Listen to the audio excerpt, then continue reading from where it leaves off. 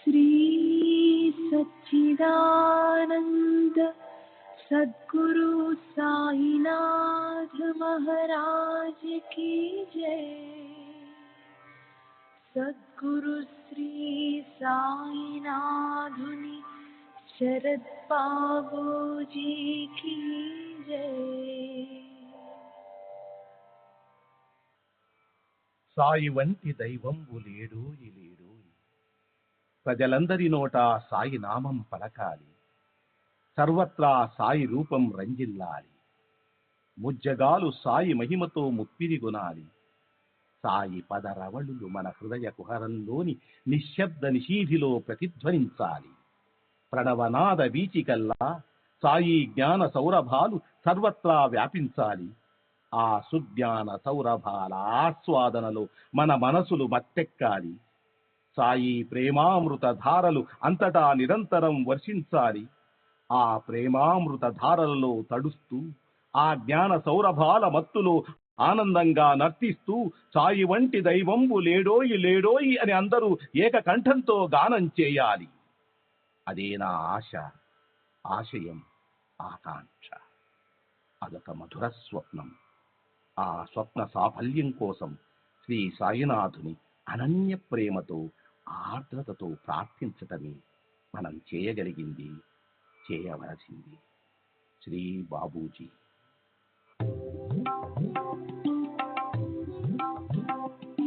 సాయి బాబా, సాయి బాబా, సాయి బాబా, సాయి బాబా.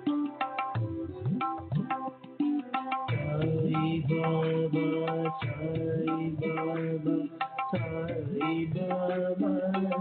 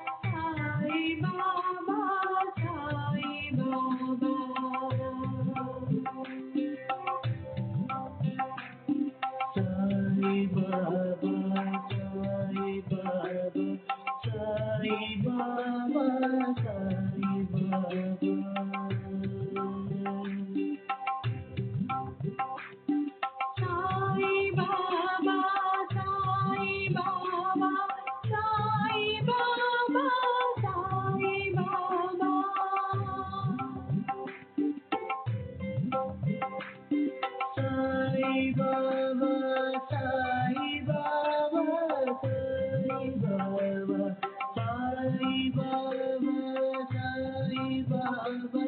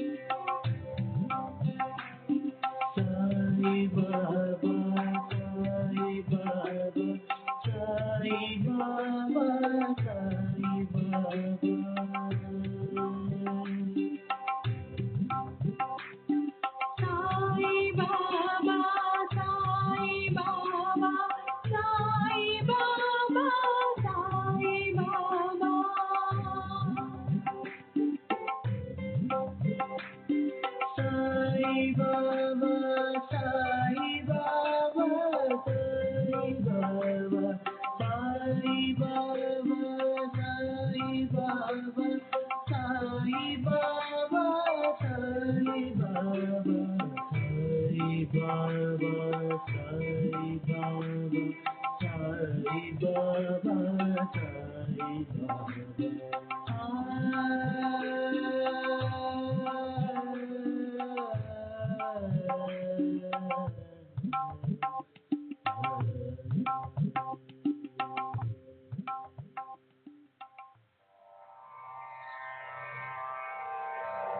श्री सच्चिदानंद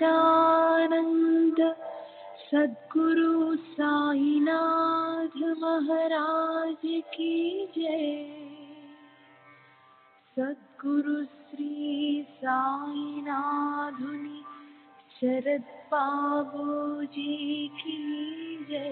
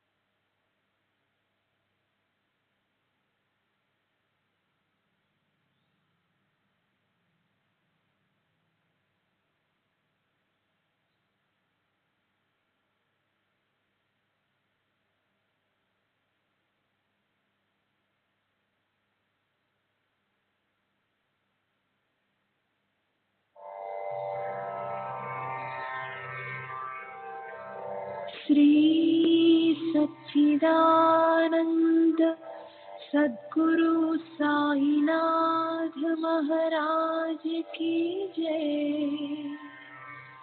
सद्गुरु श्री साईनाथुनि शरद बाबूजी की जय।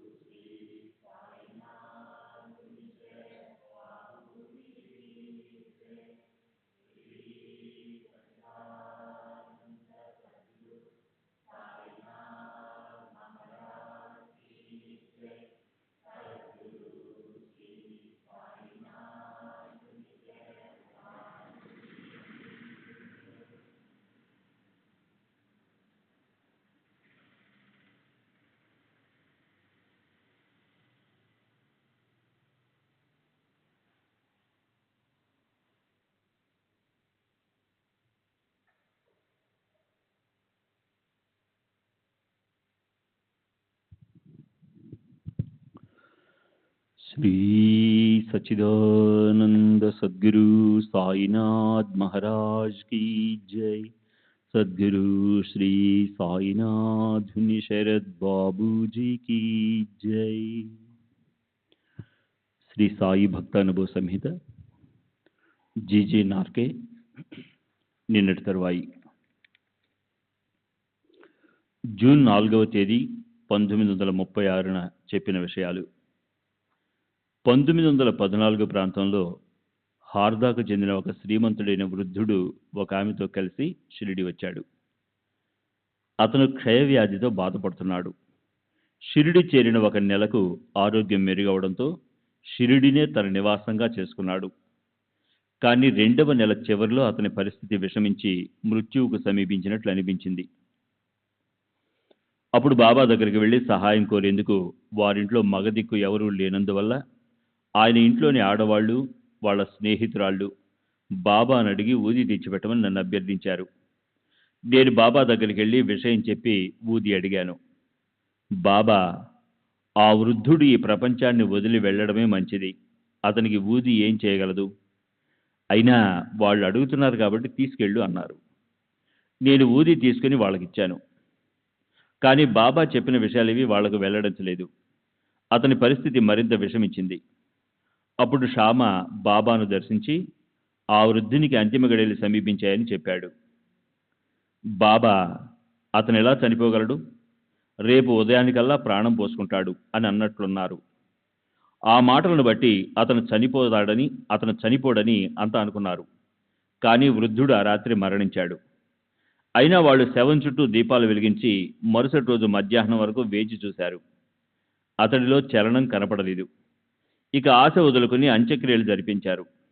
వృద్ధుని బంధువులు బాబా తమను నిరాశపరిచారని భావించి షిరిడి నుండి వెళ్ళిపోయారు. 3 సంవత్సరాల పాటు వాళ్ళు షిరిడికి రాలేదు.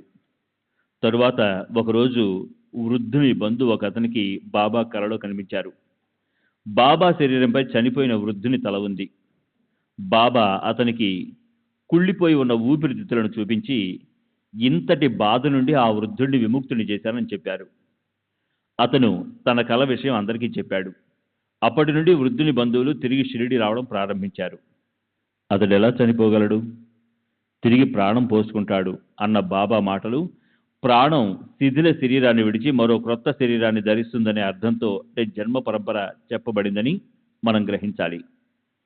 బాబా తరచుగా ప్రాతః సమయంలో దుని దగ్గర కూర్చుని భక్తులతో మాట్లాడుతూ గత రాత్రి తాము సూక్ష్మ శరీరంతో ఏ ఏ సుదూర ప్రాంతాలకు వెళ్ళి ఏమేమి చేసింది చెప్తూ ఉండేవారు. చావడిలో లేక మసీదులో బాబాతో పాటు నిద్రించిన భక్తులకు రాత్రంతా వారు భౌతికంగా తమతోనే ఉన్నారని తెలుసు. కానీ బాబా మాటలు అక్షర సత్యాలు. భక్తులు అప్పుడప్పుడు బాబా మాటలలోని నిజానిజాలు పరీక్షించేవారు. వారి మాటలు నిజమని రుజువులు దొరికేవి. బాబా తరచూ మరణానంతర అనుభవాల గురించి కూడా చెప్పేవారు. ఒకసారి షిరిడిలో ఓ మార్వాడి పిల్లవాడు జబ్బుపడి మరణించాడు. బంధువులు అంత్యక్రియలు జరిపించి విషాద వదనాలతో మసీదుకు వచ్చారు. బాబా ఆ పిల్లవాడు ఇప్పుడు నదికి చేరువయ్యాడు, దాటుతున్నాడు అన్నారు. బాబా ఉద్దేశ్యంలో నది అంటే వైతరణి అని భావించాను. బాబా ఎంతో మంది భక్తులకు వాళ్ళ గత జన్మల గురించి, ఆ జన్మలలో జరిగిన సంఘటనల గురించి చెప్పేవారు. ఒకసారి నా గత 4 జన్మలలో జరిగిన విషయాలు భక్తులందరి సమక్షంలో చెప్పారు. కానీ బాబా చెప్పిన విషయాలు నాకు సంబంధించినవని ఇతరులెవరూ అర్థం చేసుకోలేరు కూడా. వారు ఒక విషయాన్ని ఒకరికి చెప్పదలిస్తే దాన్ని అందరి సమక్షంలో బాహాటంగానే చెప్పేవారు. చిత్రం ఏమంటే ఆ విషయం ఎవరిని ఉద్దేశించి చెప్పబడిందో వారికి మాత్రమే అర్థమయ్యేలా చెప్పడం బాబాలో ఉన్న ప్రత్యేకమైన కళ. మిగతా వారికి వారు మాట్లాడినవి అర్థమయ్యేవి కావు. మరో ఆశ్చర్యకరమైన విషయం ఏమంటే చిన్న చిన్న మాటలు, చర్యలతో బాబా ఒకేసారి అనేక మంది భక్తులకు ప్రయోజనాన్ని చేకూర్చగలరు. శ్రీ సాయిబాబా అదృశ్య శరీరంతో విశ్వాంతరాళాలలో పర్యటించి అక్కడ విషయాలను నియంత్రించేవారు. వారు భూత భవిష్యత్తులను ఒకేసారి చూసేవారు. పై విషయాల వల్ల బాబా యొక్క నిజతత్వం బోధపడుతుంది. బాబా సర్వాంతర్యామి అని, సర్వవ్యాపకుడని, సృష్టి ఆది నుండి అంతం వరకు ఉంటారని వారు అప్పుడప్పుడు పలికే మాటల వలన మనం గ్రహించవచ్చు. వారు ఒక్కొక్కసారి నీవెక్కడున్నావు, నేనెక్కడున్నాను, ఈ ప్రపంచం ఎక్కడుంది అని పలికేవారు. మరొకసారి తమ దేహాన్ని చూపిస్తూ ఇది నా ఇల్లు, నేనిక్కడ లేను, నా ముర్షద్ నన్ను ఈ దేహం నుండి ఏనాడో విడుదల చేశాడు అనేవారు. భౌతిక దేహంతో షిరిడిలో సంచరిస్తున్నప్పుడు కూడా వారు ఆ దేహానికి పరిమితమై లేరు. సాయిబాబా సజీవంగా ఉన్నారు. వారు అప్పుడు ఉన్న చోటే ఇప్పుడు ఉన్నారు. నిజానికి అప్పుడు కూడా ఇప్పుడున్న చోటే ఉన్నారు అన్నది వాస్తవం. శ్రీ సాయిబాబా ఈ లోకంలోనూ ఇతర లోకాలలోనూ తాము నిర్వహించే విధులను గురించి అరుదుగా చెప్తుండేవారు. అంతేగాక గతించిన వారి ఆత్మల స్థితిగతులను కూడా తమ అదుపాజ్ఞలో ఉంచుకున్నానని చెప్పడం ద్వారా ఈ జగత్తుపై తమ గల ఆధిపత్యాన్ని తెలియజేసేవారు. బాబా ఎప్పుడూ అసత్యం పలికేవారు కాదు, అర్ధరహితంగా మాట్లాడేవారు కాదు. వారి పద్ధతులను గురించి బాగా ఎరిగిన వారు మాత్రమే వారి మాటలను, చర్యలను అర్థం చేసుకోగలిగేవారు. అది కూడా ఎవరిని ఉద్దేశించి పలికారో వారు మాత్రమే అర్థం చేసుకోగలరు. శ్రీ సచ్చిదానంద సద్గురు సాయినాథ్ మహారాజ్ కీ జై.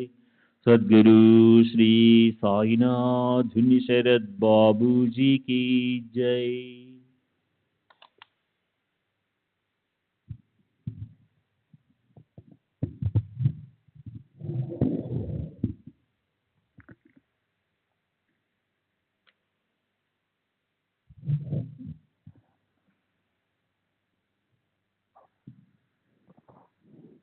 ఉపదేశము, మంత్రతంత్రాలు మొదలైనవి.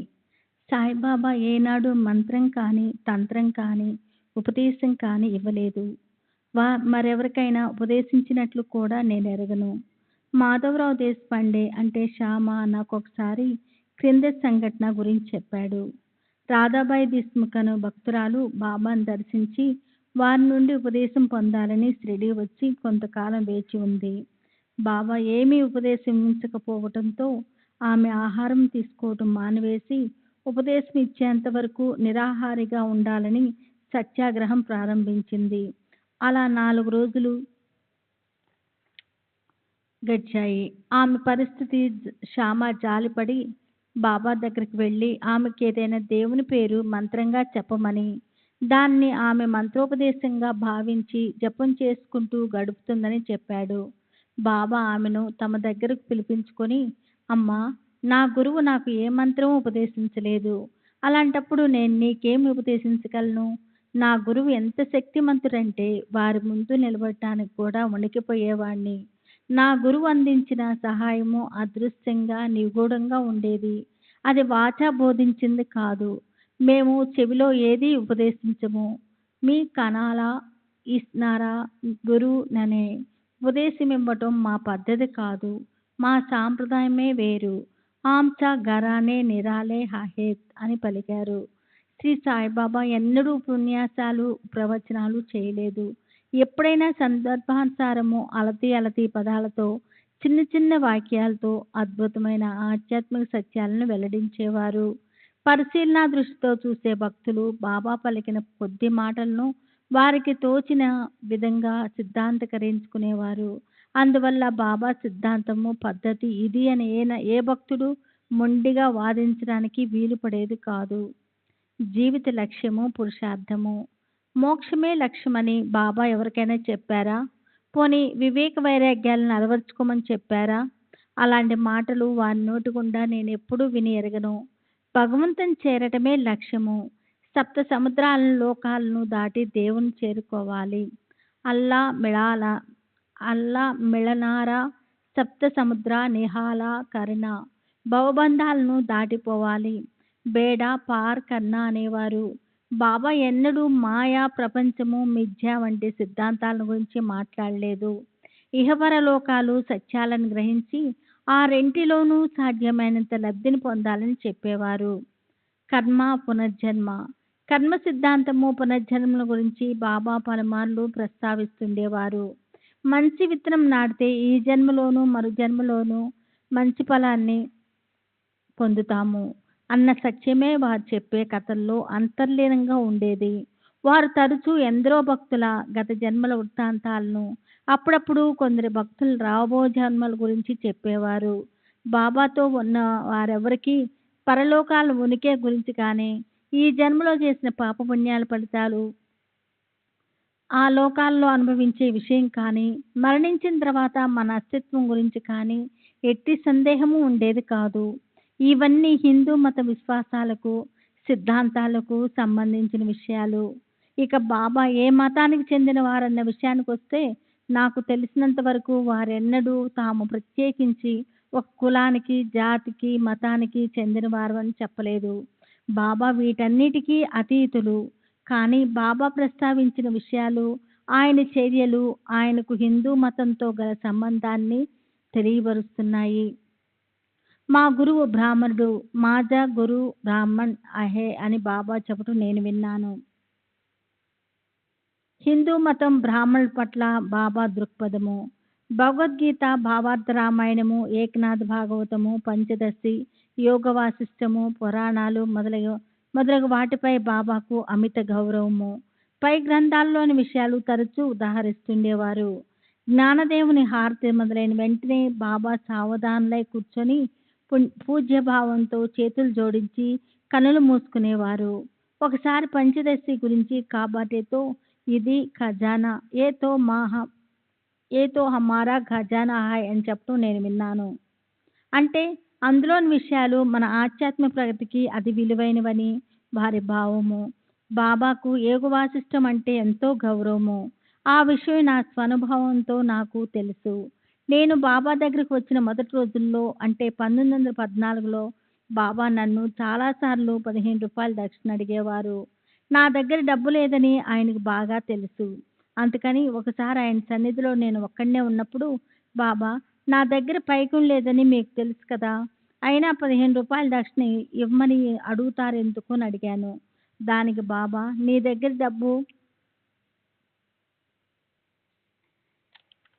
డబ్బు లేదని నాకు తెలుసు. కానీ నీవు ఇప్పుడు యోగ వాసిష్టం చదువుతున్నావు కదా! అందులో ప్రస్తుతము నువ్వు చదువుతుండే భాగం చాలా ముఖ్యమైనది. అందులో నుండి 15 రూపాయలు నాకు దక్షిణ ఇవ్వు అన్నారు. నిజమే, అప్పుడు నేను యోగ వాసిష్టమే చదువుతున్నాను. ఆ గ్రంథంలో నుండి డబ్బులు తీసుకోవటం అంటే అందులోని విలువైన బోధను గ్రహించడం అన్నమాట. అందులో నుండి తీసిన పైకాన్ని బాబాకు దక్షిణగా సమర్పించడం అంటే ఆ గ్రంథంలో నుండి గ్రహించిన సత్యాలను నా హృదయంలో అంతర్యామిగా ఆసీనుడై ఉన్న బాబాకు సమర్పించి వాటిని హృదయగతం చేసుకోవటము. శ్రీరాముడు, శ్రీకృష్ణుడు అంటే బాబాకు చాలా గౌరవము. బాబా మరియు మహారాష్ట్రలోని మహాత్ములు జ్ఞానేశ్వర్, తుకారాం వంటి మహాత్ముల ఎడల బాబాకి ఎంతో గౌరవం ఉండేది. బాబా దృష్టిలో మనిషి జీవితానికి ఉన్న లక్ష్యాలు ఏమిటి? ఆ లక్ష్యాలను సాధించేందుకు కావలసిన సద్గుణాలేమిటి? బాబా ఎటువంటి సాధనాలను ఇష్టపడేవారు? వాటి గురించి వివరిస్తాను. 4 సాధనా మార్గాలు. 1. యోగ మార్గము. కుండలిని శక్తిని మెల్కొల్ముట. ఆసనము, ప్రాణాయామం, ధ్యానముల ద్వారా అతీతమైన శక్తులు పొందటాన్ని సాయిబాబా లక్ష్య పెట్టేవారు కాదు. పై సాధనలు చేయమని ఎవరిని ఆదేశించినట్లు నేను ఎరగను. పైగా ప్రాణాయామం ద్వారా సాధన చేసేవారు కూడా చివరకు ఆధ్యాత్మిక పురోగతి కోసం నా దగ్గరకు వచ్చి తీరవలసిందని బాబా చెప్పటం నేను స్వయంగా విన్నాను. 2. కర్మ మార్గము. సమాజంలో ఉంటూనే కర్మ మార్గాన్ని అనుసరిస్తూ దేనినైనా సాధించవచ్చునని తమ ఆచరణ ద్వారా సాయిబాబా నిరూపించారు. వారు స్వయంగా గోధుమలు విసిరేవారు. సన్యాసించి సమాజానికి దూరంగా వెళ్ళటాన్ని, భిక్ష చేసి జీవించటాన్ని బాబా ఆమోదించేవారు కాదు. తమ కొద్దిపాటి ఆహారం కొరకు బాబా పరిమితంగా భిక్ష చేసేవారు. అలాగే వారు దక్షిణ అడగటం వెనుక అనేక కారణాలున్నా ప్రధానమైనది మాత్రం రుణానుబంధ విముక్తే. గృహస్థాశ్రమంలోనే ఉంటూ ఆధ్యాత్మిక ప్రగతి సాధించవచ్చునని, సన్యాసించనవసరం లేదని వారు చెప్పేవారు. శ్రీ సచ్చిదానంద సద్గురు సాయినాథ్ మహారాజ్ కీ జై. సద్గురు శ్రీ సాయినాథ్ శరత్ బాబూజీ కీ జై.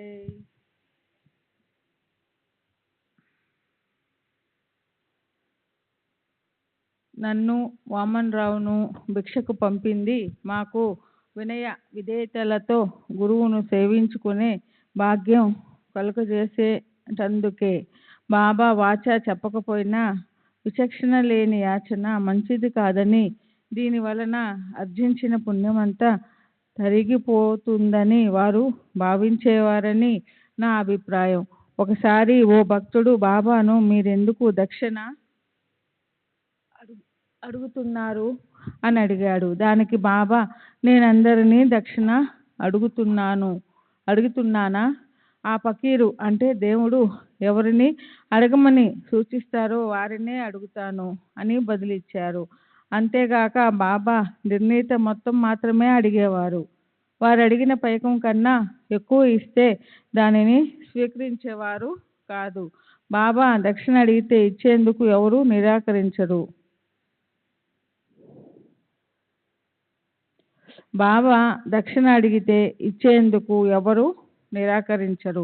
కొన్ని సందర్భాలలో వారు దక్షిణ అడిగితే అది ఆ భక్తుడిని అక్కడ నుండి వెళ్ళిపోమ్మని కానీ లేక ఎవరినైనా వెళ్ళి కలవమని కానీ సూచించేది. 3. జ్ఞాన మార్గము. ఉపనిషత్తులు, బ్రహ్మసూత్రములు మొదలైన గ్రంథముల అధ్యయనం ద్వారా ఆత్మవిచారణ చేయడమే జ్ఞాన మార్గం అయితే అది బాబా పద్ధతి కాదు. బాబా తమ అభిష్టాన్ని ఎప్పుడూ వ్యక్తపరచలేదు. అయితే తమ భక్తులు తమంతటి వారుగా అవ్వాలని బాబా ఆకాంక్ష అని బాబా ఆచరణ ద్వారా భక్తులు గ్రహించాలి. వారి జ్ఞానము అనుభవము నిత్య సత్యములు. ఈ లోకానికే కాక ఇతర లోకాలన్నిటికీ వ్యాపించి ఉన్న వారి ఎరుక భూత భవిష్యత్ వర్తమానాలకు కూడా విస్తరించి ఉంటుంది. వారు అనేక ఆకర్షణల మధ్య నివసిస్తూనే వాటన్నిటికీ అతీతులై ఉండేవారు.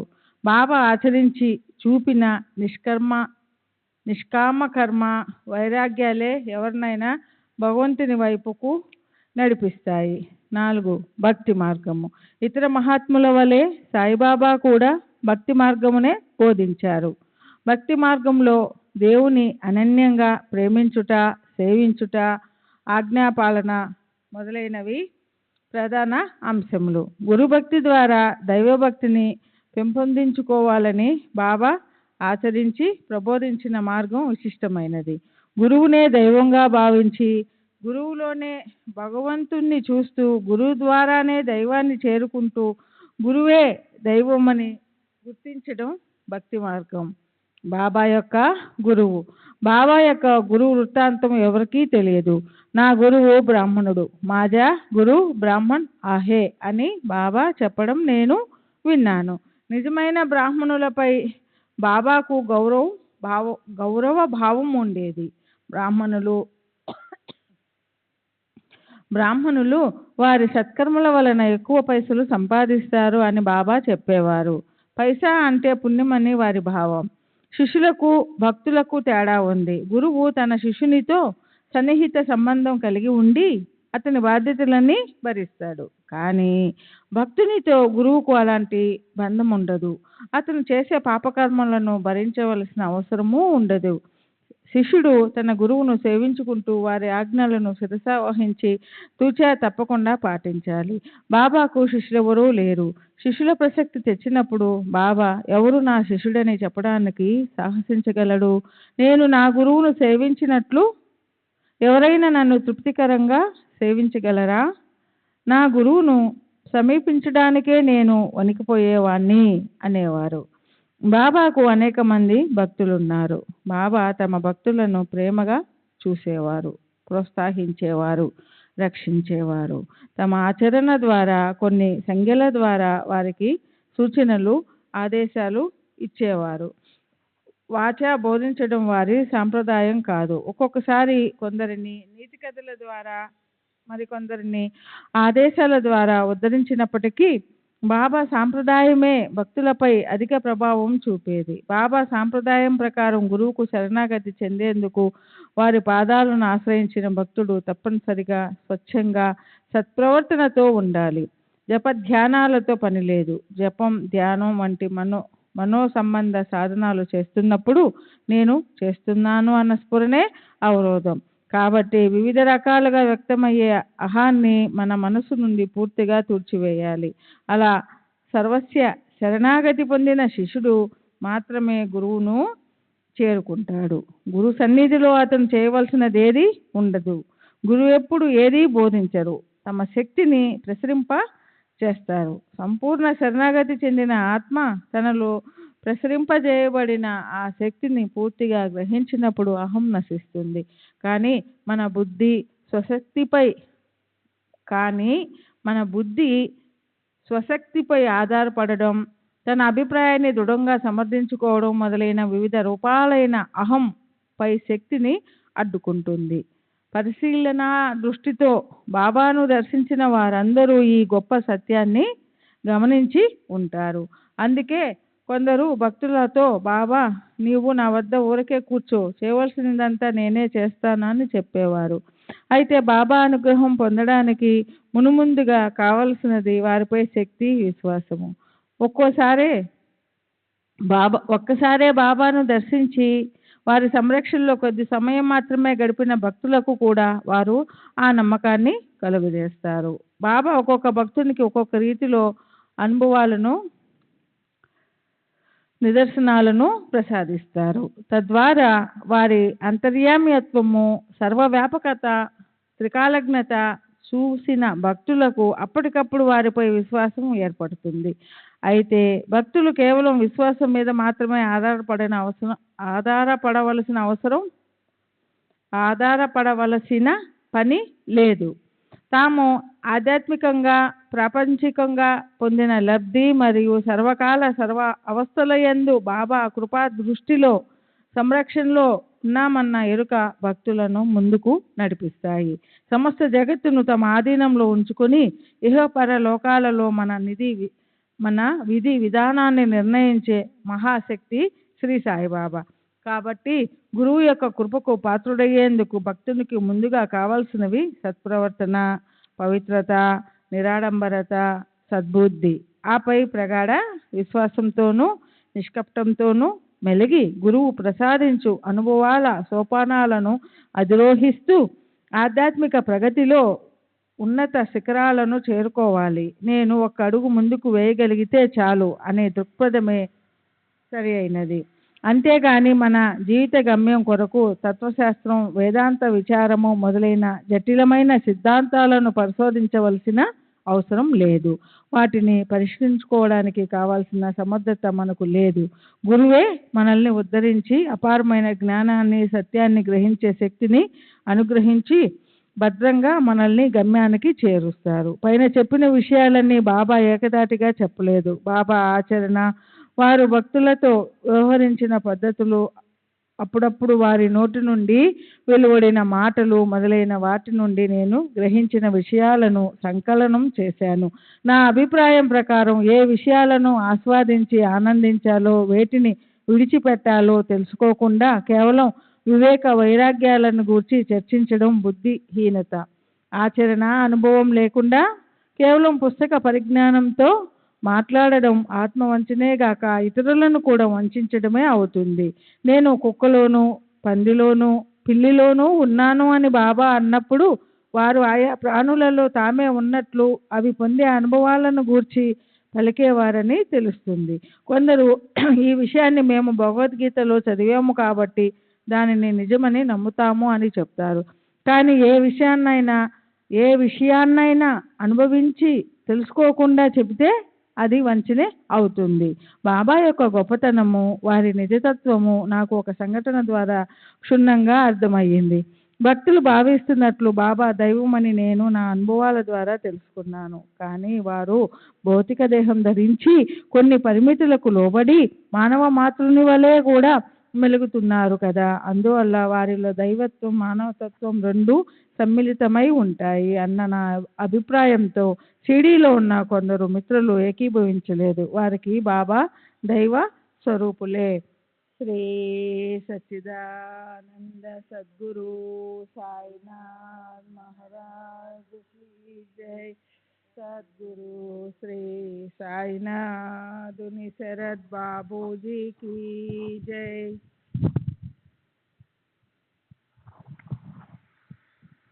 శ్రీ సచ్చిదానంద సద్గురు సాయినాథ్ మహారాజ్ కీ జై.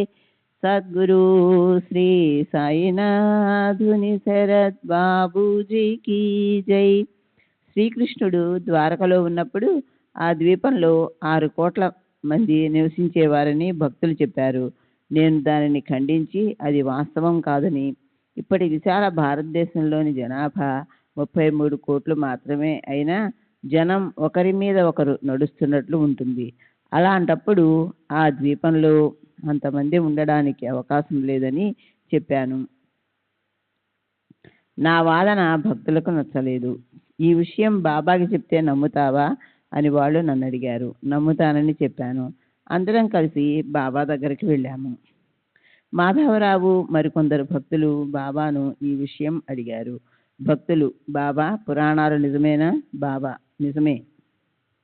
భక్తులు: శ్రీరాముడు, శ్రీకృష్ణుని గురించి మీ అభిప్రాయం ఏమిటి?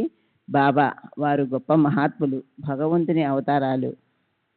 భక్తులు: నార్కే వీటిని నమ్మడం లేదు. మీరు దేవుడు కాదని కూడా అంటున్నాడు. బాబా: అతను చెప్పింది నిజమే. నేను మీ తండ్రిని. మీరలా మాట్లాడకూడదు. మీరు మీ సకల శ్రేయస్సును నా నుండి పొందాల్సి ఉంది. ఈ విధంగా బాబా తమ పరిమితులను అంగీకరించారు. భక్తుల అనుభవంలో బాబా సాక్షాత్తు భగవంతుడే. అందులో ఏమాత్రం సందేహం లేదు. అది భక్తుల అనుభవం. అయితే బాబా ఏనాడు తాను భగవత్ స్వరూపుడనని చెప్పుకోలేదు. బాబా తమ దైవత్వాన్ని స్వార్థ ప్రయోజనాలకు ఉపయోగించలేదు. సాంఘిక నైతిక ధర్మాలను అతిక్రమించలేదు. వారెప్పుడూ గౌరవప్రదమైన వస్త్రధారణ ప్రవర్తన కలిగి ఉండేవారు. వారు స్త్రీలతో ముక్తసరిగా ఉండేవారు. బాబా యొక్క మనోవైఖరి. బాబా ఆనంద పారవస్యంలో ఉన్నప్పుడు నేనే భగవంతుణ్ణి, మై అల్లాహు అని పలికేవారు. ఇందులో సందేహమే లేదు. నేను స్వయంగా విన్నాను కూడా. అయితే అలా ఎప్పుడో ఒకసారి జరిగేది కానీ తరచుగా కాదు. భగవంతుడు ఫకీరు ప్రసాదించిన శక్తుల ద్వారా తమకు అప్పగించిన పనులు నిర్వహిస్తూ బాబా ఒక భక్తుని వలె మెలిగేవారు. భగవంతుడే యజమాని, అల్లా మాలిక్. భగవంతుడు మేలు చేస్తాడు, అల్లా అల్లా భలే కరేగా, భగవంతుడు అనుగ్రహిస్తాడు అని బాబా తరచూ పలుకుతుండేవారు. నేను అల్లా యొక్క బానిసను, నేనెప్పుడూ భగవంతుడిని స్మరిస్తూ ఉంటాను అని కూడా చెప్పేవారు. బాబాకు స్త్రీల పట్ల గల దృక్పథం. బాబా అస్థలిత బ్రహ్మచారి. ఈ విషయం వారు నేత్రాలలోని దివ్య తేజస్సును చూస్తే అర్థమవుతుంది. వారు స్త్రీలను దూరంగా ఉంచేవారు. కొద్దిమంది మహిళలను మాత్రమే తమ పాదసేవ చేసుకునేందుకు అనుమతించేవారు. అది పగటిపూటే. బాబా వస్త్రధారణ శరీరాన్ని ప్రదర్శించని రీతిలో గౌరవప్రదంగా ఉండేవి. బాబా యొక్క విశిష్ట స్వభావం. బాబా ఎల్లప్పుడూ నిష్పక్షపాతంగా వ్యవహరించేవారు. వారు రాజును పేదను సమదృష్టితో చూసేవారు. ఎందరో ధనికులు, పరపతి గల ఉద్యోగులు, అధికారులు వారిని దర్శించడానికి వచ్చేవారు. కానీ బాబా వారికి ఎలాంటి ప్రత్యేకత చూపేవారు కాదు. బాబా తమ దగ్గరికి వచ్చే భక్తుల అంతరంగాలను, నిజతత్వాన్ని చూసేవారే కానీ వారి బాహ్యాన్ని చూసేవారు కాదు. ఒకసారి బాబా ఒక పేదవాడిని శ్లాఘిస్తూ అతని వద్ద చాలా పైసలున్నాయి అని చెప్పడం గమనించాను. అంటే అతనెంతో పుణ్యాత్ముడని వారి భావం. కఠిన న్యాయం. బాబా వంటి మహనీయుల గొప్పతనాన్ని వారి చుట్టూ ఉన్న వ్యక్తుల గుణగణాలను బట్టి నిర్ధారించటం సరికాదు. ఉదాహరణకు బాబా వద్దకు దుండగులు, అత్యాశాపరులు, వేశ్యలు, రకరకాల పాపాలు చేసేవారు ప్రాపంచిక ప్రయోజనాలను ఆశించి వస్తుండేవారు. వాళ్ళు బాబా సన్నిధిని ఉపయోగపెట్టుకొని ఉన్నతి సాధించలేక వెళ్ళిపోయి నరక కూపంలో పడి బాధపడుతుంటారు. వాళ్ళ కర్మకు వాళ్ళని విడిచిపెట్టేవారు. బాబా న్యాయం కఠినమైనది. గర్భంలో అడ్డం తిరిగితే బిడ్డనైనా సరే కోసి బయటకు తీయవలసిందే అని అంటారు బాబా. భయంకర అంటువ్యాధుల బారి పడిన వాళ్లతో, ఆ రోగాలకు కారణమైన శక్తులతో కూడా బాబా ఎంతో ధైర్యంగా మెలిగేవారు. ఆ వివరాలు మనకు తెలియవు, కానీ బాబాకు పూర్తిగా తెలుసు. ఆరోగ్యం పట్ల తీసుకోవలసిన కనీస జాగ్రత్తలను కూడా లక్ష్యపెట్టక వ్యాధిగ్రస్తులపై బాబా చూపే ప్రేమ, ఆదరణ భక్తులలో వారిపై సంపూర్ణ విశ్వాసాన్ని కలిగిస్తుంది. నాకు తెలిసిన ఇలాంటి ఒక సంఘటన వివరిస్తాను. బాబాకు ప్రతిదినం షిరిడీలో ఒక హల్వా దుకాణదారుడి నుండి మిఠాయి నైవేద్యంగా పంపబడేది. 1916వ సంవత్సరంలో షిరిడీలో ప్లేగు కూడా ప్రబలి ఉంది. ఆ దుకాణదారుడు ప్లేగు బారిన పడి మరణించాడు. ఆ సమయంలో బాబా నన్ను ఆ దుకాణానికి వెళ్ళి మిఠాయి తీసుకొని రమ్మని అడిగారు. విలపిస్తున్న ఆ దుకాణదారుని భార్య దగ్గరికి వెళ్ళి బాబా ఆదేశాన్ని తెలియజేశాను. తన భర్త శవాన్ని చూపుతూ తీసుకోదలిస్తే అల్మరాలో నుండి మిఠాయి తీసుకోవచ్చని ఆమె చెప్పింది. దాని వలన నేను మిగిలిన వారు ప్లేగు బారిన పడతామేమోనని భయంతో వణికిపోతూనే మిఠాయి తీసుకొని వచ్చాను. దానిని నైవేద్యంగా పెట్టి అందరికీ పంచాము. బాబా నాతో, నీవు షిరిడీలో ఉంటే మరణిస్తావని, షిరిడీ విడిచి వెళ్తే సురక్షితంగా ఉంటావని అనుకుంటున్నావా? కానీ అలా జరగదు. మరణించవలసిన వారే మరణిస్తారు, రక్షింపబడవలసిన వారే రక్షింపబడతారు అన్నారు. షిరిడీలో కలరా వ్యాధి వ్యాపించి ఉన్నప్పుడు కూడా బాబా నాకు అలాగే ధైర్యం చెప్పారు. కుష్ఠరోగులు బాబా పాదాలు మర్దన చేసేవారు. వాళ్లలో ఒకతనికి వ్యాధి నయమై ఆరోగ్యవంతుడయ్యాడు. బాబా ఒక కుష్ఠరోగిని ధుని నుండి ఊది తీసి భక్తులకు పంచమనేవారు. కుష్ఠరోగితోనే వ్యాధిగ్రస్తుల నోట్లో ఊది వేయించేవారు. అయినప్పటికీ నాకు తెలిసినంత వరకు ఎవరికీ ఏ ఆపద సంభవించలేదు. October 16, 1936 Nashik, October 28, 1936 Shirdi. Rao Bahadur SB Dhumal, BA LLB leader, వయసు 63 సంవత్సరాలు, బ్రాహ్మణుడు, నాసిక్. బాబాతో మీ అనుభవాలు ఏమిటి అని మీరు అడిగిన ప్రశ్నకు నేను ఏమి సమాధానం చెప్పగలను? ఒకటా రెండా? ప్రతిరోజు ప్రతి క్షణం బాబా నాకు అనుభవాలను ప్రసాదిస్తూనే ఉన్నారు. నా జీవితంలో బాబా ప్రమేయం లేని సంఘటన అంటూ ఏదీ లేదు. అది ఎంతటి చిన్న విషయమైనా నేను చేసే ప్రతి పని, వేసే ప్రతి అడుగు బాబాచే నిర్దేశింపబడిందే. అలాంటప్పుడు దేనిని నా అనుభవంగా చెప్పగలను? బయట ప్రపంచం నా మాటలు నమ్మకపోవచ్చు. నేను ఆ విషయం పట్టించుకోను. వాస్తవానికి ఎవరైనా తమ అనుభవం వెల్లడి చేయకపోవడానికి ఎదుటివారు ఆ అనుభవాన్ని నమ్మకపోవడం ఒక కారణం కావచ్చు. ప్రతి భక్తుడు తనకు కలిగిన అనుభవం తనకు మాత్రమే సంబంధించినది అని, అది తన ఐహిక ఆధ్యాత్మిక ప్రయోజనాల కోసమే ప్రసాదింపబడిందని అనుకుంటాడు. అంతేకాని అజ్ఞానులు, కువిమర్శకులు, అకారణంగా అపహసించే వారితో నిండి ఉండే సామాన్య ప్రజానీకానికి వెల్లడి చేయడానికి కాదని అనుకుంటాడు.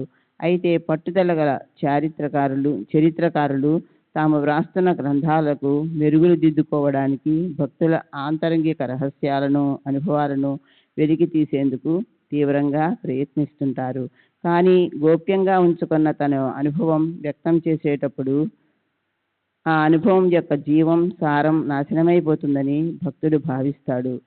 శారీర ధర్మశాస్త్రజ్ఞుడు ప్రాణమున్న జీవిని అణువణువు పరీక్షించాలని తనకు కావలసిన భాగాలు కోసి మైక్రోస్కోపులో పెట్టి పరీక్షిస్తాడు. ఆ ప్రక్రియలోనే జీవి యొక్క ప్రాణం పోతుంది. శ్రీ సచ్చిదానంద సద్గురు సాయినాథ్ మహారాజ్ కీ జై. సద్గురు శ్రీ సాయినాథుని శరద్ బాబూజీ కీ జై.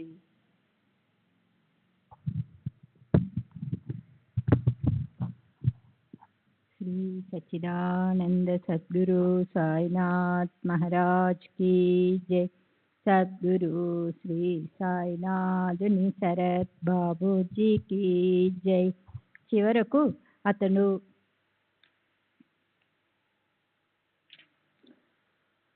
చివరకు అతను పరీక్షించేది నిర్జీవ పదార్థాన్ని. బాబాను గురించి తెలుసుకోవాలంటే స్వయంగా బాబా ఇచ్చే అనుభవాలను పొంది తెలుసుకోవడమే ఉత్తమమైన మార్గం. బాబా ఎక్కడికి వెళ్ళలేదు. వారు ఇప్పటికీ జీవించే ఉన్నారు. మహాసమాధి ముందు కన్నా ఇప్పుడు తమ కర్తవ్యాన్ని మరింత ముమ్మరంగా నిర్వహిస్తున్నారు. శ్రద్ధ గల వారికి ఈనాటికి వారి సన్నిధి అనుభవైక వేద్యం. కానీ అలా శ్రద్ధను పెంపొందించుకోకుండా ఇతరుల అనుభవాలను తెలుసుకోవాలని ప్రయత్నించినప్పుడు ఒక వ్యక్తి నుండి మరొక వ్యక్తికి అనుభవాలు చేరే క్రమంలో వాటిలోని భావ ప్రకటన అస్పష్టమవుతుంది. శక్తి తరిగిపోయి బలహీనమవుతుంది. స్వభాషలో వ్యక్తం చేసిన అనుభవాలకు ప్రాముఖ్యత, శక్తి ఉంటాయి. నేను చెప్పిన అనుభవాలను మీరు ఆంగ్లంలోనికి అనువదించి పాఠకులకు అందిస్తారు. ఇలా భాషాంతరీకరణము చేసే ప్రక్రియలో మూలభావానికి లేదా అనుభవానికి జరిగే నష్టము తీవ్రంగానే ఉంటుంది. ఏది ఏమైనా మీరు బాబాను గురించి కొన్ని వాస్తవాలు అడుగుతున్నారు కాబట్టి నేను యథార్థమని దృఢంగా చెప్పగలిగిన నా అనుభవాలు కొన్నింటిని వివరిస్తాను. నేను మొదట అనగా 1903లో శ్రీ గజానన్ మహారాజ్ యొక్క భక్తుడును. ఆయనను శ్రీమాన్ గోపాలరావు బూటీ దగ్గరికి తీసుకెళ్ళాను. సుమారు 1907లో నేను ప్రప్రథమంగా బాబాను దర్శించాను. ఆ ప్రథమ దర్శనంలోనే వారి అసాధారణమైన వ్యక్తిత్వము నన్ను అమితంగా ఆకర్షించింది. బూటీని బాబా వద్దకు తీసుకెళ్ళాను. అలా తీసుకెళ్లడం బాబా ప్రేరణగానే భావిస్తున్నాను. అతను కూడా బాబా భక్తుడయ్యాడు. అతను నిర్మించిన భవంతిలోనే బాబా భౌతిక దేహం సమాధి చేయబడింది. అది ఈనాడు సమాధి మందిరంగా రూపొంది ఎందరో భక్తులు బాబాను పూజించుకోవడానికి అవకాశం ఏర్పడింది. అతను బాబాకు చేసిన సేవలలో అది చిరస్మరణీయమైనది. బాబాతో నా అనుభవాలు ఇవి అవి అని చెప్పడానికి సాధ్యం కాదు. ఎందుకంటే నా జీవితంలోని ప్రతి చర్య, ప్రతి సంఘటన బాబాచే మలచబడింది. బాబా తత్వాన్ని, నాలాంటి భక్తులకు వారు చేసిన ఇంకా చేస్తున్న సహాయాన్ని తెలియజేసే బాబా చర్యలను, ప్రబోధాన్ని మీతో పంచుకుంటాను. ఒకసారి బాబా నాతో, నిన్ను అడుగడుగునా కాపాడుతున్నాను, లేకుంటే నీకేమయ్యేదో ఆ భగవంతునికే ఎరుక అన్నారు. అది అతిశయోక్తి కాదు. మరోసారి మేమిద్దరమే ఉన్నప్పుడు బాబా, బావు నాకు రాత్రంతా నిద్ర పట్టలేదు. బాబా నన్ను బావు అని పిలిచేవారు. నేను, ఎందుకు బాబా? బాబా, రాత్రంతా నీ గురించే ఆలోచిస్తూ ఉన్నాను. వారి మాటలు విన్నంతనే నాలో ఆశ్చర్యము, ఆనందము, కృతజ్ఞత, ప్రేమ, అభిమానము ముప్పిరిగొని ఆనంద బాష్పాలుగా పెళ్ళుబుకాయి. వారికి నాపై ఎంత ప్రేమ ఉన్నదో, నా కోసం ఎంత శ్రమ తీసుకున్నారో, నేను ఎప్పుడూ బాబా గురించి ఆలోచిస్తున్నట్లే వారు కూడా నా గురించి ఆలోచించేవారు. కానీ నా ఆలోచన ప్రేమతో నిండి ఉన్నప్పటికీ అది శక్తి లేనిది, వారికి నిజమైన సేవ చేసుకోలేనిది. బాబా నాపై చూపే ప్రేమలో అతీతమైన శక్తి ఉండి అడుగడుగునా నన్ను కాపాడుతూ ఉండేది. వారు త్రికాలుజ్ఞులు కాబట్టి నేను చేసే ప్రతి పని, వేసే ప్రతి అడుగు సరి అయినదో కాదో తెలుసుకుని సరి అయిన మార్గంలో నడిపించేవారు. నన్ను సర్వదా జాగరూకతతో గమనిస్తూ రాబోయే ప్రమాదాల నుండి కాపాడి నాకు మంచి జరిగేటట్లు చూసేవారు. ఈ విషయాన్ని రుజువు చేసేందుకు ఎన్నో నిదర్శనాలు ఉన్నాయి. నేను పొందుతున్న మేలు ఏదైనా అది బాబా ప్రసాదించినదే. దీనిని ఇతరులు నమ్మకపోవచ్చు, కానీ బాబా నాకు సహాయపడిన కొన్ని సందర్భాలు ఎంత స్పష్టమైనవంటే, సరైన దృక్పథం గల జిజ్ఞాసులైన వారు ఎవరైనా బాబా మాటల్లోని, నా మాటల్లోని సత్యాన్ని అంగీకరిస్తారు. బాబాకు నేను తరచూ జాబులు వ్రాస్తుండేవాడిని. మాధవరావు దేశపాండే వాటిని బాబాకు చదివి వినిపించి వారు చెప్పిన విధంగా నాకు సమాధానాలను వ్రాస్తుండేవారు. బాబా సశరీరులుగా ఉన్నప్పుడు కూడా కొన్ని సందర్భాలలో నా సమస్యల పరిష్కారానికై బాబాను ప్రార్థించి పటం ముందు చీటీలు వేసేవాడిని. ఆ చీటీలో వచ్చిన దానిని బాబా ఆదేశంగా భావించి పాటించేవాడిని. బాబా మహాసమాధి అనంతరం కూడా ఇదే పద్ధతిని కొనసాగిస్తున్నాను. ఇది సమాజానికి శాస్త్ర విరుద్ధంగా, అవివేకంగా అనిపించినప్పటికీ దానిని తూచా తప్పకుండా పాటిస్తున్నాను. ఈ పద్ధతి ద్వారా బాబా నాకు ఇచ్చిన ఆదేశాలు ఎప్పుడూ శ్రేయోదాయకంగానే ఉండేవి. ఆరోగ్యపరమైన విషయాలు.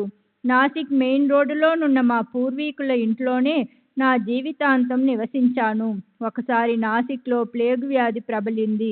మా ఇంట్లో కూడా చచ్చిన ఎలుకలు కనిపించాయి. వెంటనే ఈ విషయం ఉత్తరం ద్వారా బాబాకు తెలియజేశాను. నేను బాబా ఆదేశం లేనిదే ఏ పని చేసేవాడిని కాదు. సదా వారి రక్షణలో ఉన్నందువల్ల వారి సమాధానం వచ్చే వరకు ఆ ఇంట్లోనే గడపడం క్షేమమని భావించి అక్కడే ఉన్నాను. నేను వేసే ప్రతి అడుగులోనూ తాము మార్గదర్శకత్వం వహిస్తున్నామని బాబా చెప్పి ఉన్నారు. నాకు బాబా మాటలపై సంపూర్ణ విశ్వాసం ఉంది. నాసిక్లోనూ ఇతర ప్రదేశాలలోనూ జరగబోయే సంఘటనలు సర్వము బాబాకు తెలుసు. ఒక పసిబిడ్డలా బాబాపై ఆధారపడిన నాకు ఎటువంటి హాని కలగకుండా కాపాడుతున్నారనేది నా నమ్మకం. గత 29 సంవత్సరాలుగా నేను వారిపై పెట్టుకున్న ఈ నమ్మకం ఏ ఒక్క విషయంలోనూ వమ్ము కాలేదు. శ్రీ సచ్చిదానంద సద్గురు साईनाथ महाराज की जय। सद्गुरु श्री साईनाथ निसरत बाबू जी की जय। श्री सच्चिदानंद सद्गुरु साईनाथ महाराज की जय। सद्गुरु श्री సాయినాథ్ నిసరత్ బాబూజీకి జై.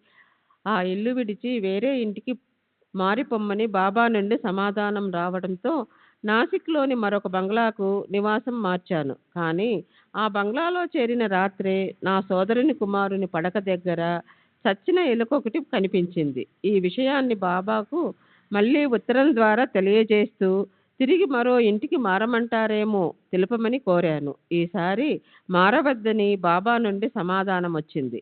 డాక్టర్లు, స్నేహితులు ఆ బంగ్లాలలో ఉండటం క్షేమం కాదని వేరే ఇంటికి మారిపోమ్మని సలహా ఇచ్చారు.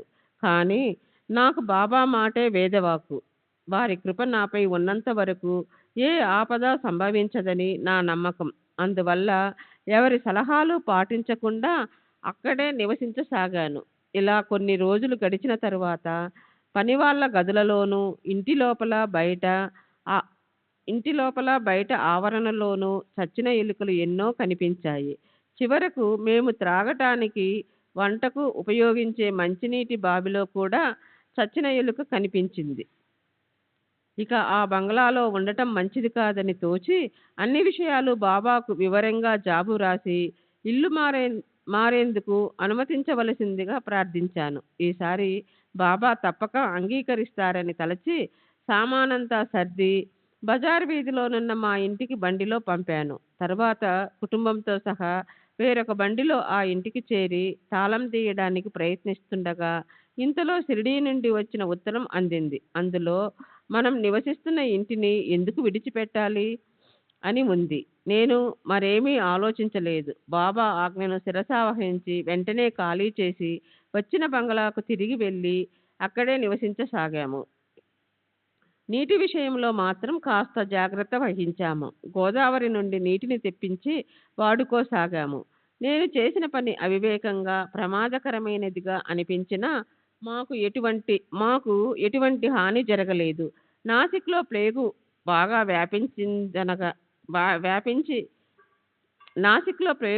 వ్యాపించి దినానికి 14-15 మంది చనిపోతున్న బాబా మమ్మల్ని అదే ఇంటిలో నివసించమని ఆదేశించారు.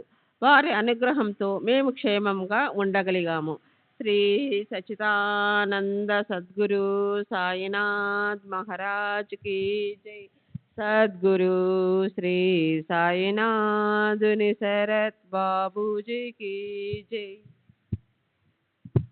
నా యందు బాబా అనుగ్రహం ప్రాపంచిక విషయాలకే పరిమితం కాలేదు. 1909లో నా భార్య మరణించింది.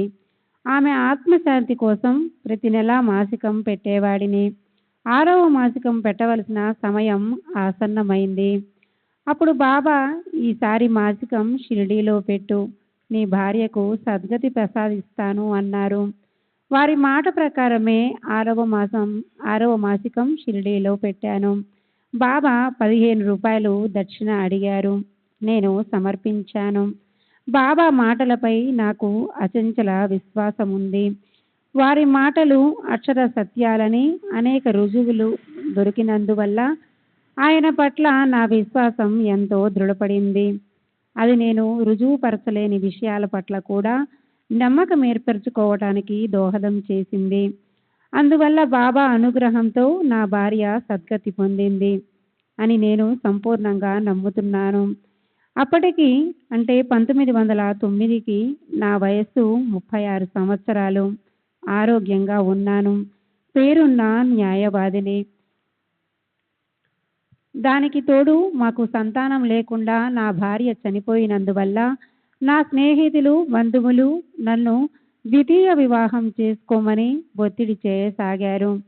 వీరిలో నాగపూర్కు చెందిన న్యాయవాది మా మామగారైన రావ్ బహదూర్ బాపురావు దాదా కింకడే ఎంఏ కూడా ఉన్నారు.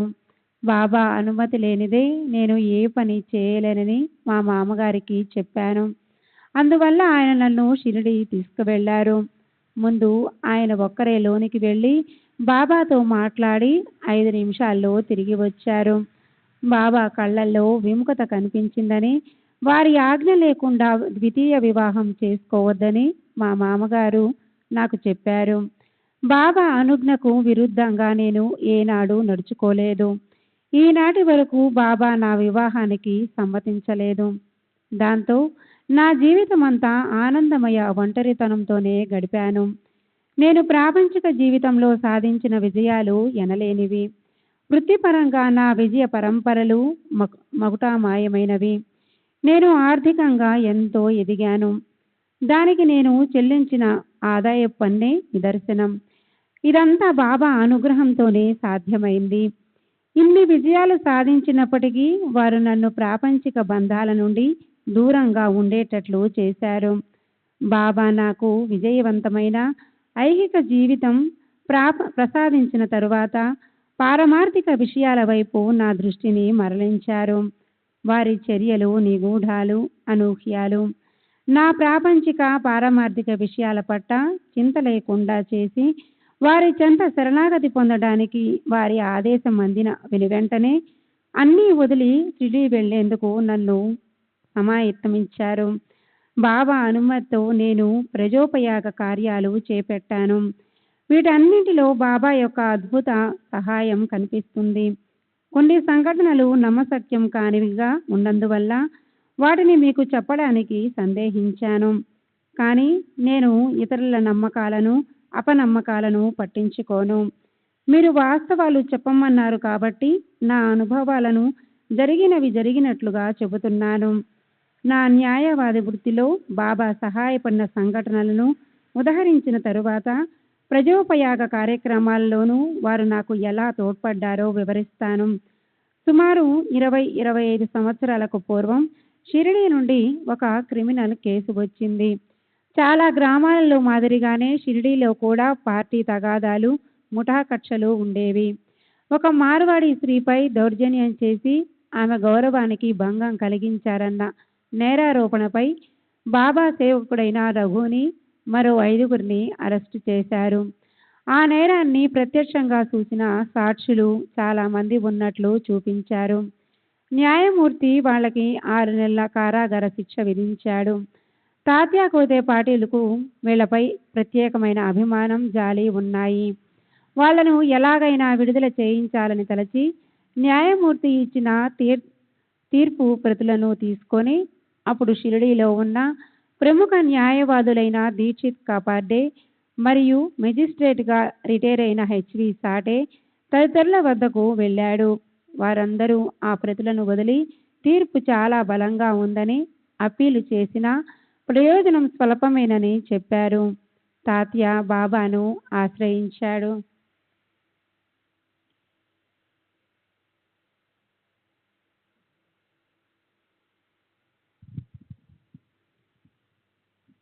శ్రీ సచ్చిదానంద సద్గురు సాయినాథ్ మహారాజ్ కీ జై. సద్గురు శ్రీ సాయినాథ్ నిసర్ బాబూజీ కీ జై. తాత్య బాబాను ఆశ్రయించాడు. బాబా బావు దగ్గరికి వెళ్ళి పేపర్లు తీసుకుపో అని ఆదేశించటంతో తీర్పు ప్రతులతో తాత్య నాసిక్ వచ్చి నన్ను కలిశాడు. వాటిని చదివిన నాకు నిరాశ కలిగింది. అప్పీలు చేసినా కేసు గెలిచే అవకాశం కొంచెం కూడా కనపడలేదు. అందువలన దీనిని బొంబాయికి కానీ అహ్మద్నగర్లో ఉన్న ప్రముఖ న్యాయవాదుల దగ్గరికి కానీ తీసుకువెళితే మంచిదని తాత్యాకు సూచించాను. కానీ తాత్య నాకు బాబా ఆదేశాన్ని గుర్తు చేయటంతో ఇక ఆ విషయంలో నా బాధ్యత కానీ నాకు మరో మార్గం కానీ ఏమీ లేదని అర్థమైంది. నేను మారు మాట్లాడకుండా కేసును పరిశీలించి అప్పీలు పిటిషన్ వ్రాసి డిస్ట్రిక్ట్ మెజిస్ట్రేట్ ఇంటికి తీసుకువెళ్ళాను. ఆయన అదేమీ చదవకుండా విషయమేమిటో తెలుపమని అడిగారు. కేసు విషయం క్లుప్తంగా వివరించాను. ఆయన అంతా విని నిందితులపై కేసు చాలా బలంగా ఉన్నట్లు కనిపిస్తుంది, దీనిపై నీ అభిప్రాయం ఏమిటి అని అడిగారు. అసలు ఆ కేసు, అంతమంది సాక్షులు, వీటన్నిటికీ ముఖ్య కారణం గ్రామంలోని ముఠా తగాదాలని, వాటి వల్లే నేరం ఆరోపించబడిందని చెప్పాను. నువ్వు అలాగే అనుకుంటున్నావా అని మెజిస్ట్రేట్ అడిగారు. అనుకోవటం కాదు, అలాగే జరిగిందని నేను ప్రగాఢంగా నమ్ముతున్నట్లు జవాబు చెప్పాను.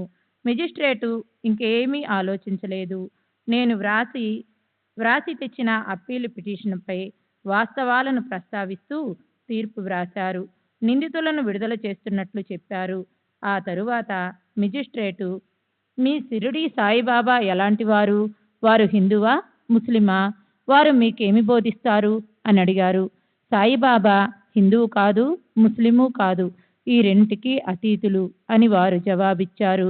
వారు బోధించేదేమిటో నేను వివరించలేనని, స్వయంగా వారిని దర్శించి తెలుసుకోవాలని చెప్పాను. వీలు చూసుకొని సాయిబాబాను దర్శిస్తానని మెజిస్ట్రేట్ నాకు మాట ఇచ్చారు. వాస్తవానికి ఆ తరువాత వేసవిలో ఒక రోజున ఆయన బాబాను దర్శించాలని షిరిడీ బయలుదేరి ఎండ తీవ్రంగా ఉండటంతో కోపరగాం నుండే వెనుదిరిగారు. కేసు పూర్వాపరాలు, క్రింది కోర్టు తీర్పు పరిశీలించకుండా పోలీసులకు, పబ్లిక్ ప్రాసిక్యూటర్కు నోటీసులు ఇవ్వకుండా ముద్దాయిలను విడుదల చేయాలన్న ఆయన నిర్ణయం, ఆ వెనువెంటనే బాబాను గురించి అడగటం, ఇదంతా బాబా మహిమ వల్లనే జరిగిందనటానికి నిదర్శనం. ఆ విషయాన్ని ఈ క్రింది సంఘటన బలపరుస్తుంది. నేను అహ్మద్నగర్ నుండి షిరిడీ చేరాను. ఆ రోజు షిరిడీలో దీక్షిత్ కుమార్తె మరణించింది. విషాద వదనాలతో ఆమె అంత్యక్రియలకు వెళుతున్న భక్తులలో కొందరిని పిలిచి, వెళ్ళిపోకండి, మీకు ఒక చమత్కారం చూపిస్తాను అని బాబా అన్నారు.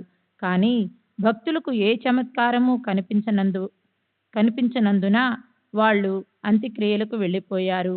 ఆ తరువాత కాసేపటికి రఘు తదితరులు విడుదలకు సంబంధించిన వార్తతో నేను షిరిడీ చేరాను. బాబా చూపిస్తానని చెప్పిన చమత్కారం అదేనని భక్తులు అప్పుడు గ్రహించారు. శ్రీ సచ్చిదానంద సద్గురు साईनाथ महाराज की जय। सद्गुरु साईनाथ निसर बाबूजी की जय। నా వృత్తికి సంబంధించిన మరో కేసు విషయం తెలియజేస్తాను. ఈ కేసు ముగ్గురు సోదరులకు సంబంధించినది. వీరు తమ ప్రత్యర్థులను తీవ్రంగా గాయపరిచారని వారిపై క్రిమినల్ కేసు మోపబడి నేరం నిరూపించబడింది. గాయపడిన వారిలో ఒకరికి ఎముక విరిగి 20 రోజులు ఆసుపత్రిలో చికిత్స పొందినట్లు కూడా చెప్పబడింది. పై ముగ్గురు తరపున నేను వాదించడానికి ఒప్పుకొని అప్పీల్ మెమో తయారు చేసుకుని ముందు జామీనుకు ప్రయత్నించాను. కేసు బలంగా ఉన్నందున నిందితులకు జామీన్ ఇవ్వటానికి వీలుపడదని సెషన్స్ కోర్టు న్యాయమూర్తి సీనియర్ ఐరోపాధికారి చెప్పారు. నేను ఒక్కసారి బాబాను స్మరించుకొని జడ్జి వైపు తిరిగి, ప్రాసిక్యూషన్ వారు చెప్పిన విషయం నమ్మశక్యంగా లేదని, ఎముక విరిగిందని చెప్పబడుతున్న ధృవపత్రం ఏ డిగ్రీలు సర్టిఫికేట్లు లేని ఒక నాటు వైద్యుడిచే ఇవ్వబడిందని చెప్పాను. మరియు నిందితులు ముగ్గురు రైతులని, వ్యవసాయమే వారి జీవనాధారమని, వాళ్ళు జైల్లో కూర్చుంటే వ్యవసాయం దెబ్బతింటుందని చెబుతూ వాళ్లపై శిక్ష ఖాయమైతే వాళ్ళని అప్పుడు జైలుకు పంపవచ్చని వాదించాను. వెంటనే న్యాయమూర్తి జామీను మంజూరు చేశాడు. కొద్ది రోజుల తర్వాత కేసు విచారణకు వచ్చింది. నేను వాదించబోయేది ఖైదీలను విడుదల చేసేందుక లేక కేవలం క్షమాభిక్ష కొరక అని పబ్లిక్ ప్రాసిక్యూటర్ నన్ను అడిగాడు. క్షమాభిక్షకైతే తాను వ్యతిరేకించనన్నాడు. తీర్పు బలంగా ఉన్నప్పటికీ బాబాపై భారం వేసి ఖైదీల విడుదల కోసమే వాదిస్తానని చెప్పాను. ఒక నాటు వైద్యునిచే ఇవ్వబడిన ధ్రువపత్రాన్ని ఆధారం చేసుకొని ప్రమాదకరంగా గాయపరిచారని చెప్పడం సబబు కాదని వాదించాను. నేను శిక్ష రద్దు కొరకు వాదించడం మొదలుపెట్టినా చివరికి సాధ్యమైనంత వరకు శిక్షను తగ్గించమని న్యాయమూర్తిని వేడుకున్నాను. అందుకు న్యాయమూర్తి, నేను కోర్టు వారిని క్షమాభిక్ష కొరకే అభ్యర్థిస్తున్నప్పుడు అంతసేపు వాదించకుండా ఉండాల్సింది అంటూ ఒక నాటు వైద్యుడిచ్చిన ధ్రువపత్రం ఆధారంగా ప్రత్యర్థిని తీవ్రంగా గాయపరిచారని ఎలా చెబుతున్నావు అని ప్రాసిక్యూటర్ని అడిగాడు. ప్రత్యర్థి 20 రోజులు చికిత్స పొందాడు కదా అని ప్రాసిక్యూటర్ జవాబు చెప్పాడు. అప్పుడు న్యాయమూర్తి, నీ వాదన 3వ తరగతి మెజిస్ట్రేట్ ముందు ప్రవేశపెట్టదగినది. నీవు సెషన్స్ కోర్టు న్యాయమూర్తి ముందు వాదిస్తున్నావన్న విషయం మర్చిపోయావు అని గద్దించాడు. దీని తర్వాత ప్రాసిక్యూషన్ మౌనం వహించాడు. దాంతో వాదన ముగిసింది. న్యాయమూర్తి అప్పీలుదారులను విడుదల చేశాడు. श्री सच्चिदानंद सद्गुरु साईनाथ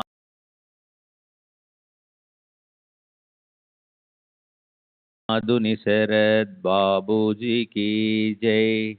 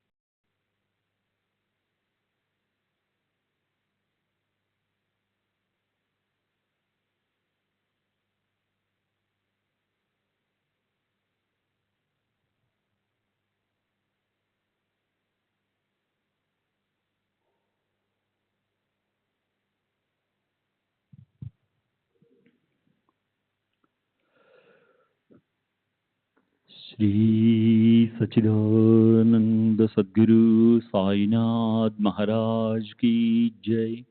सद्गुरु श्री साईनाथ शरद बाबू जी की जय।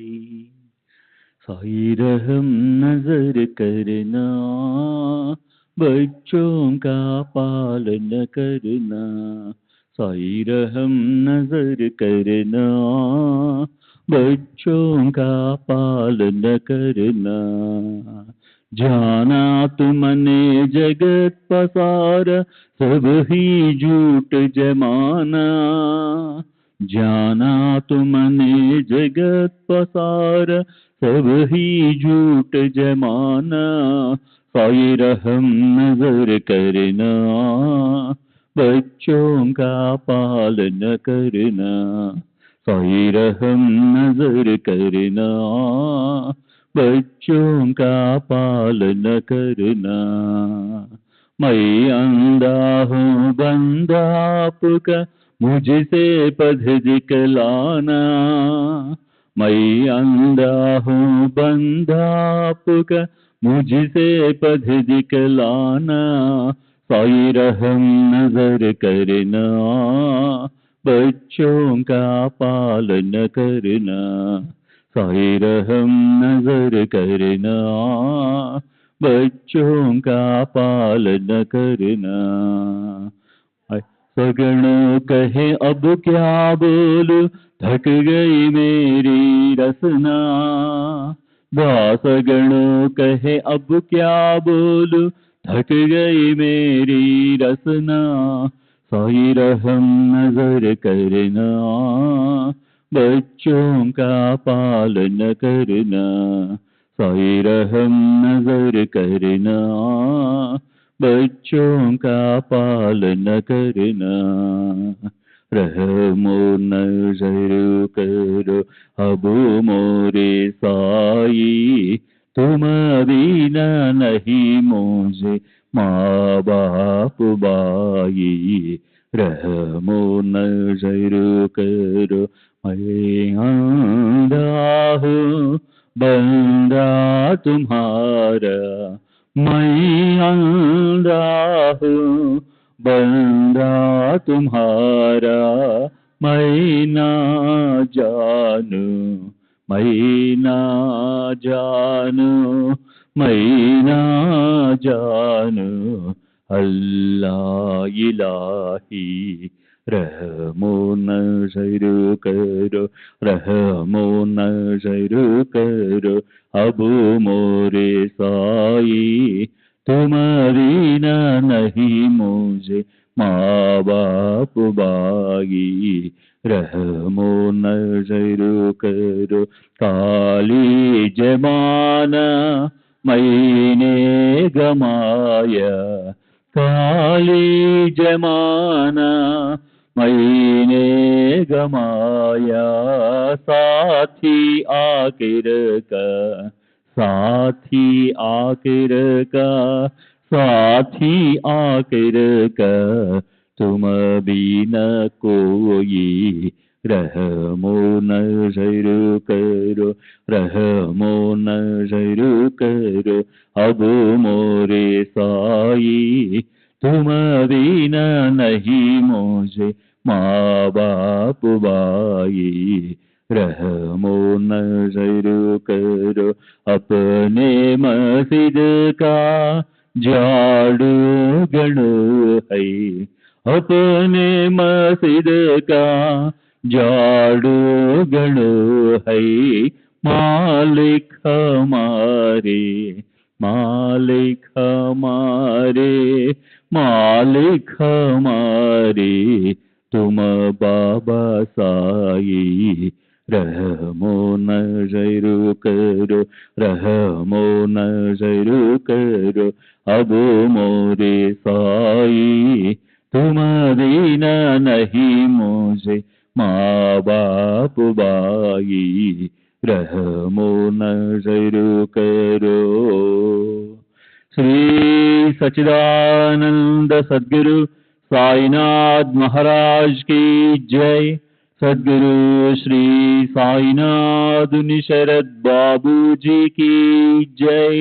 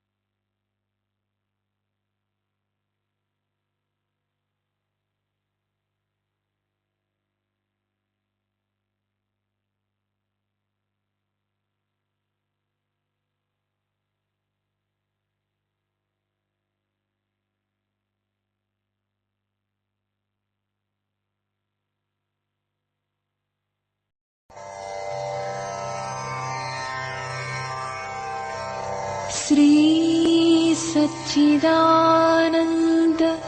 सद्गुरु साईनाथ महाराज की जय। सद्गुरु श्री साईनाथुनि शरद बाबू जी की जय।